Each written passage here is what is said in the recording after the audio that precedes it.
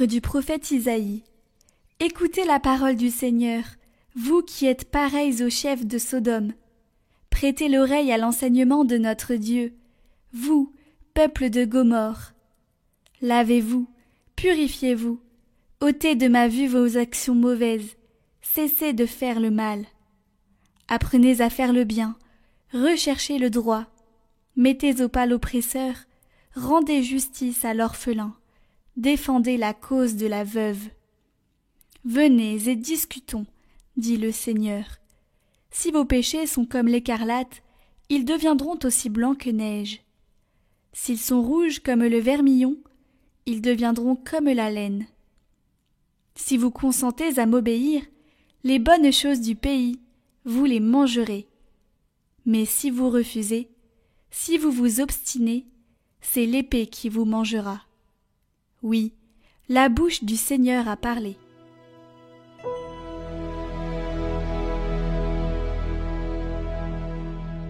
À celui qui veille sur sa conduite, je ferai voir le salut de Dieu. Écoute mon peuple, je parle. Israël, je te prends à témoin. Je ne t'accuse pas pour tes sacrifices. Tes holocaustes sont toujours devant moi. Vais-je manger la chair des taureaux et boire le sang des béliers? Offre à Dieu le sacrifice d'action de grâce. Accomplis tes vœux envers le Très-Haut. Qu'as-tu à réciter mes lois, à garder mon alliance à la bouche, toi qui n'aimes pas les reproches, et rejettes loin de toi mes paroles? Voilà ce que tu fais. Garderai-je le silence? Penses-tu que je suis comme toi? Qui offre le sacrifice d'action de grâce, celui-là me rend gloire.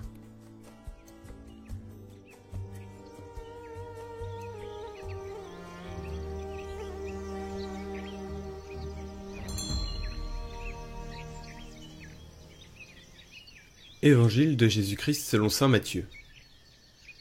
En ce temps-là, Jésus s'adressa aux foules et à ses disciples, et il déclara : Les scribes et les pharisiens enseignent dans la chair de Moïse. Donc, tout ce qu'ils peuvent vous dire, faites-le et observez-le. Mais n'agissez pas d'après leurs actes, car ils disent et ne font pas. Ils attachent de pesants fardeaux, difficiles à porter, et ils en chargent les épaules des gens, mais eux-mêmes ne veulent pas les remuer du doigt. Toutes leurs actions, ils les font pour être remarqués des gens, ils élargissent leurs phylactères et rallongent leurs franges. Ils aiment les places d'honneur dans les dîners, les sièges d'honneur dans les synagogues et les salutations sur les places publiques. Ils aiment recevoir des gens le titre de rabbi. Pour vous, ne vous faites pas donner le titre de rabbi, car vous n'avez qu'un seul maître pour vous enseigner, et vous êtes tous frères. Ne donnez à personne sur terre le nom de Père, car vous n'avez qu'un seul Père, celui qui est aux cieux. Ne vous faites pas non plus donner le titre de Maître, car vous n'avez qu'un seul Maître, le Christ. Le plus grand parmi vous sera votre serviteur. Qui s'élèvera sera abaissé, qui s'abaissera sera élevé.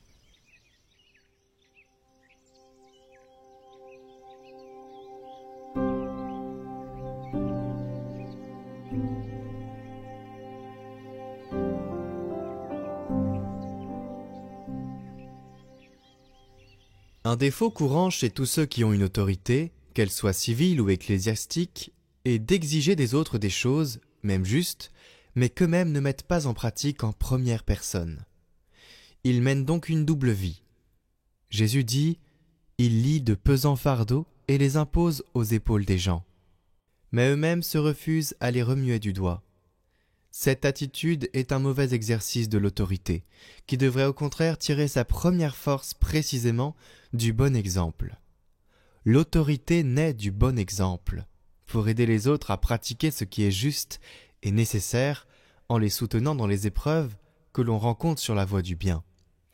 L'autorité est une aide, mais si elle est mal exercée, elle devient oppressive. Elle ne laisse pas croître les personnes et crée un climat de méfiance et d'hostilité, et conduit également à la corruption. Nous, disciples de Jésus, ne devons pas chercher des titres d'honneur, d'autorité ou de suprématie. Si nous avons reçu des qualités du Père Céleste, nous devons les mettre au service de nos frères, et ne pas en profiter pour notre satisfaction et notre intérêt personnel. Nous ne devons pas nous considérer supérieurs aux autres. La modestie est essentielle pour une existence qui veut être conforme à l'enseignement de Jésus, qui est doux et humble de cœur, et qui est venu non pour être servi, mais pour servir.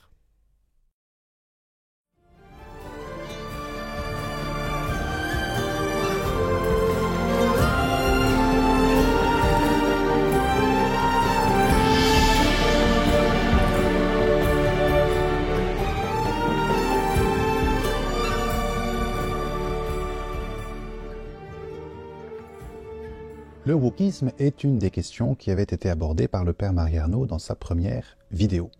Et comme il avait dit, le risque quand on aborde un sujet comme ça, c'est de mettre les gens dans des cases, de les mettre dans des boîtes, et de ne pas tellement s'intéresser à ce qu'ils croient vraiment. Et donc aujourd'hui, je vous propose de regarder un peu objectivement, de manière pas toujours très facile, ce que c'est que ce qu'on appelle le wokisme, en essayant non pas de mettre les woke dans une boîte immense, mais de comprendre un peu ce qu'ils ont derrière la tête, quel est le projet qui est poursuivi par ceux qui se reconnaissent dans les thèses du wokisme. C'est important de connaître ce qu'il y a en face pour voir comment résister.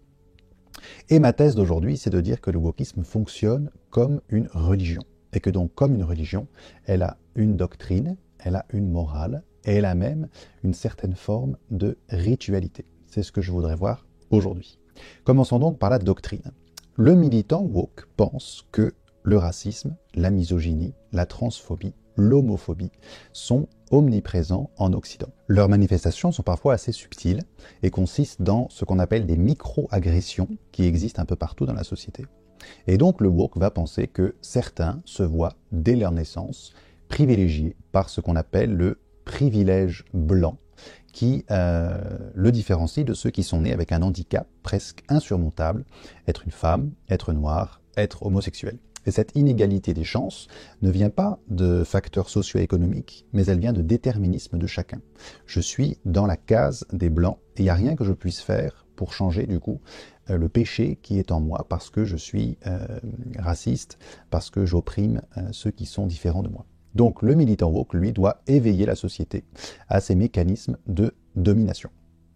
Un point important, c'est que le woke va considérer que la réalité découle des représentations collectives, et non pas l'inverse. Si je prends l'exemple du viol, c'est parce que le viol est présent dans les médias, dans la culture et dans l'imaginaire, qu'il existe dans les réalités. Et donc le rêve du woke, c'est d'enlever toute référence au viol dans la culture, dans les films, dans les livres, pour que le viol cesse d'exister dans la réalité. Alors qu'évidemment, moi, et peut-être vous, pensons l'inverse, c'est parce qu'il y a quelque chose dans l'homme d'abîmé par le péché originel, le nôtre étant dans la Bible, pour le woke on verra plus tard, mais dans la Bible, le péché originel abîme l'affectivité de l'homme, et donc pour nous, le viol existe parce que l'homme créé bon choisit de faire du mal, et donc puisque le viol existe, il peut arriver dans la culture, être décrit, et justement parce qu'il est décrit dans la culture, ce sera le cas de la tragédie ou de l'opéra, puisqu'il est dans la culture, on va pouvoir peut-être même s'en défaire, ce qu'on appelle la catharsis dans la tragédie. Je représente le viol dans toute sa violence dans la culture pour que dans la réalité, il arrive moins. Le woke fait l'inverse. Puisque le viol est dans la culture, alors le viol existe dans le réel. Le wokisme aux États-Unis a commencé en particulier par la théorie du genre. Et c'est peut-être ce qui est le plus présent dans notre Europe.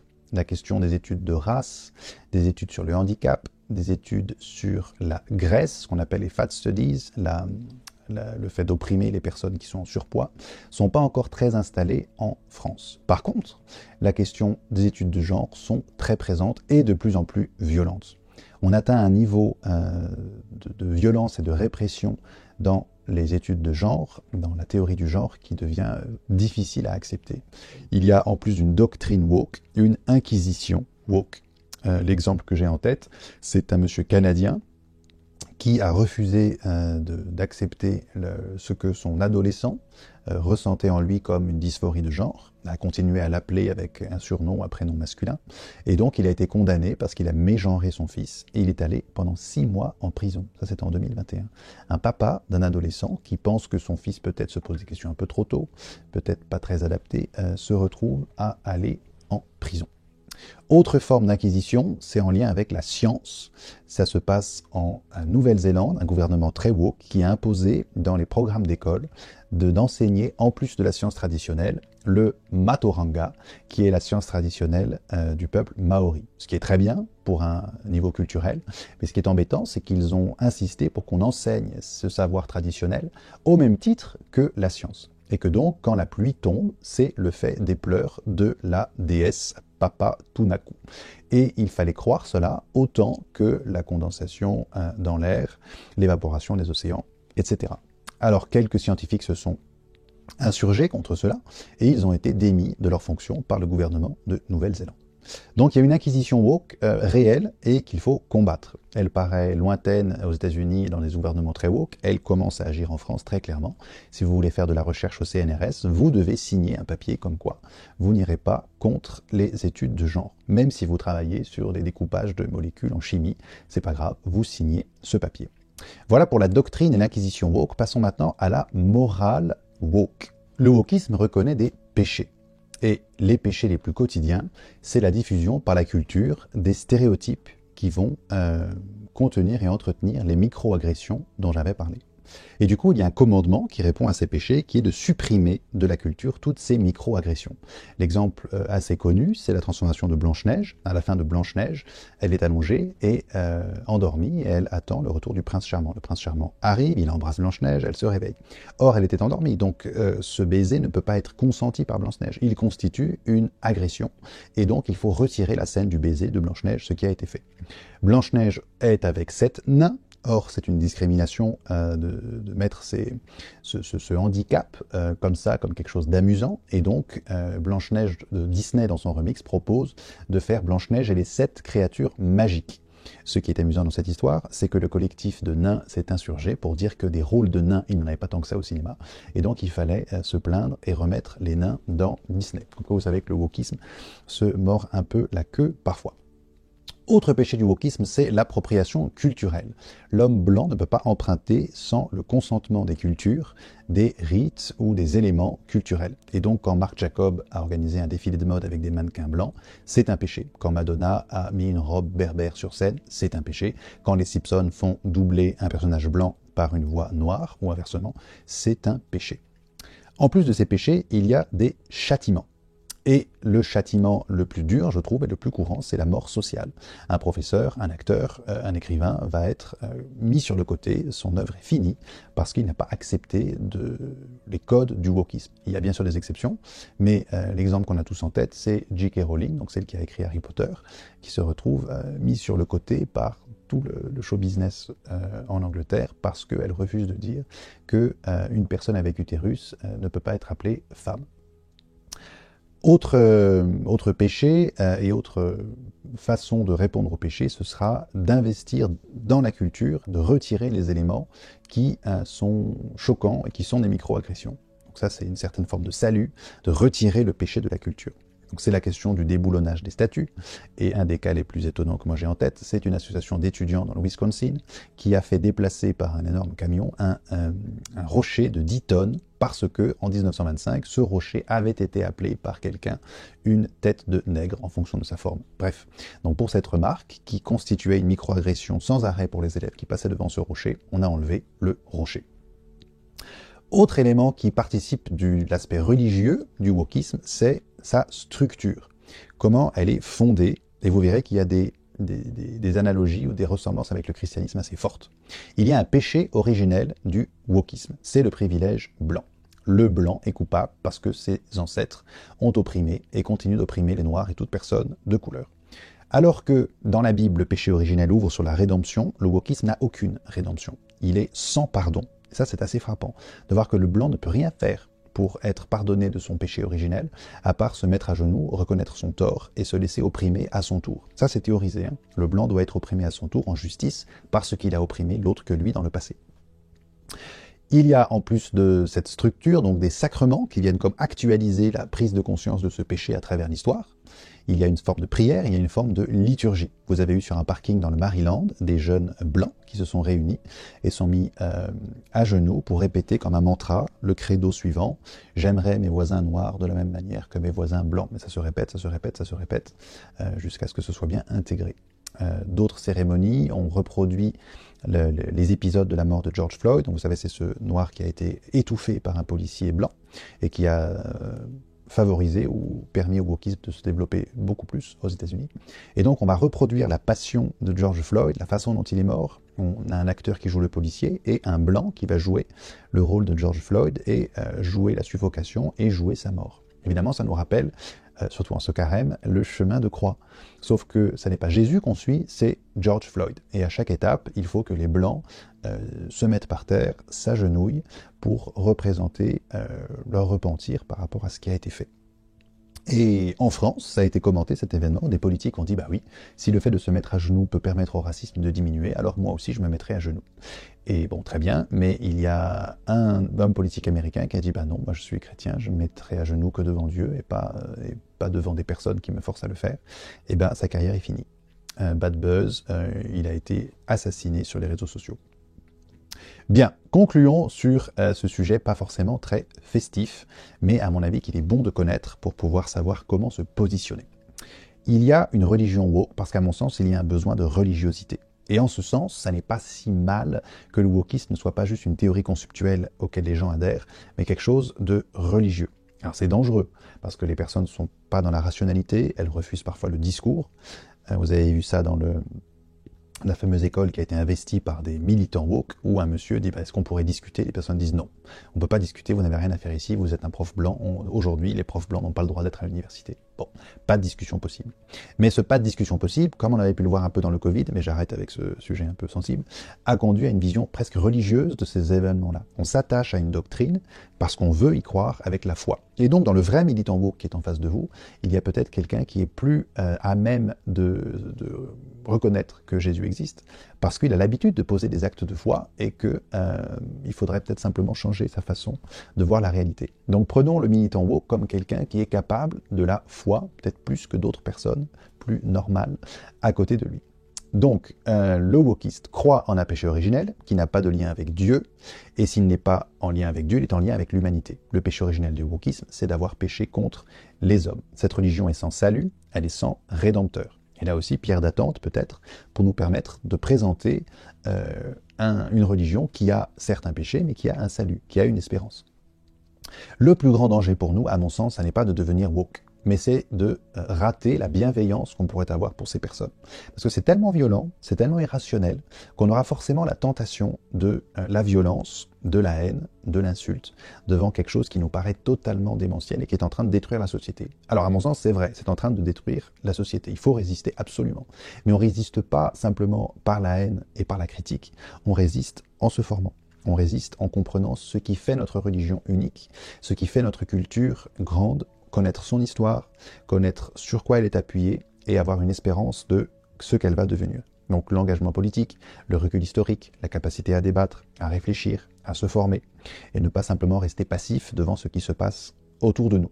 Dans les écoles, par exemple, les parents qui résistent le plus à ce que le wokisme est en train d'installer, en particulier pour la théorie du genre, dans les manuels scolaires, dans ce qui est enseigné dans les cours, sont les parents musulmans, parce qu'ils ont une identité assez forte, ils savent ce qu'ils veulent et ils savent ce qu'ils ne veulent pas, ainsi que des catholiques plutôt traditionnels. Alors que, trop souvent, nous avons une attitude qui veut être bienveillante, mais qui refuse la vérité. Donc bienveillance, mais aussi vérité. Face à une idéologie aussi forte, qui porte sur des groupes humains, et qui néglige les personnes individuelles, il faut adopter l'attitude contraire. Ne mettons pas le mouvement woke dans une boîte, c'est sans doute le gros défaut de cette vidéo que je viens de faire, parce que je n'ai pas des personnes en face de moi, mais j'ai des concepts ou des idées. Le jour où j'ai une personne en face de moi qui vient m'entreprendre sur mon homophobie comme prêtre, parce que j'appartiens à la caste des catholiques, donc homophobe, misogyne, transphobe, tout ce que vous voulez, le jour où j'en ai un, c'est à lui que je vais m'intéresser. C'est à son salut, c'est à ses conceptions du monde et du réel. Ça n'est pas en fonction d'une théorie que je vais appeler le wokisme. Ça, c'est important. Et Jésus fait ça. Jésus vient sur terre et il ne met pas les pécheurs dans une boîte en les sauvant de manière indéterminée. Il s'intéresse aux personnes individuelles. Et c'est ça que nous devons faire face à cette idéologie qui se répand autour de nous.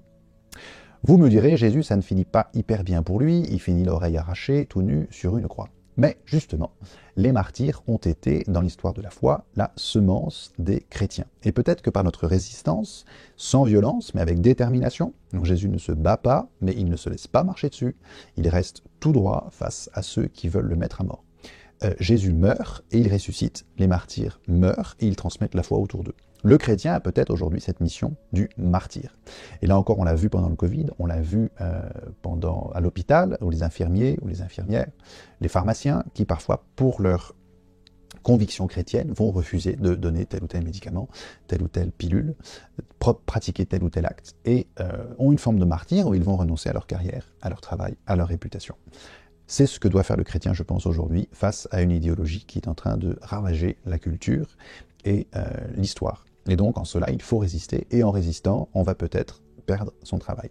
On va peut-être s'attirer des lettres de menaces, on va peut-être se faire casser sa voiture, son portail de la maison, j'en sais rien.